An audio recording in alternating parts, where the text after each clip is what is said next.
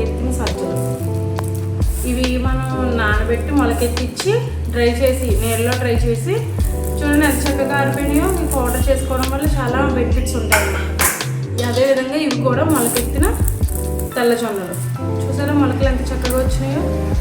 మనకి నీళ్ళు ఎండబెట్టడం వల్ల మొలక ఎక్కడ మారలేదు, చాలా ఫ్రెష్గా ఉంచేసారా, కానీ డ్రై అయిపోయింది.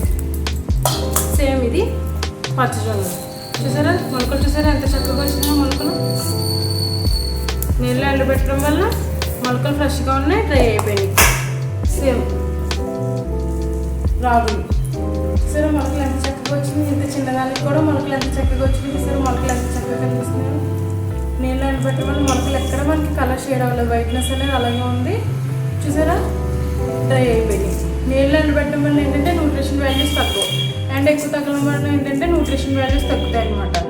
ఇవన్నీ కలిపి మనం రాగి మాల్ట్ కింద చేసుకుని ఈ డ్రై నట్స్ కూడా మనం యాడ్ చేసామనుకో మనకి హెల్త్ బెనిఫిట్స్ చాలా ఉంటాయి అన్నమాట. ఈ డ్రై నట్స్ అన్నీ యాడ్ చేస్తే మనకి హెల్త్ బెనిఫిట్స్ ఉంటాయి అన్నమాట. ఈ డ్రై నట్స్ యాడ్ చేయడం వల్ల మనకి ఏంటంటే టేస్ట్ కూడా కొంచెం ఇంప్రూవ్ అవుతుంది, టేస్ట్ పెరుగుతుంది, మనకి హెల్త్ బెనిఫిట్స్ కూడా ఉంటాయి.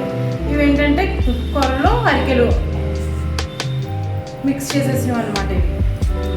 ఇవన్నీ కలిపి మనం రాగి మాల్ట్ చేసుకుని రోజు డైలీ తీసుకోవడం వల్ల షుగర్, బీపీ ఇవన్నీ ఉన్న వాళ్ళకి తగ్గుతాయి, కంట్రోల్ అవుతాయి, హెల్త్ క్యూర్ అవుతుంది, యాక్టివ్గా ఉంటారనమాట. ఈ వీడియో కనుక మీకు నచ్చితే లైక్ చేయండి, షేర్ చేయండి, సబ్స్క్రైబ్ చేసుకోండి.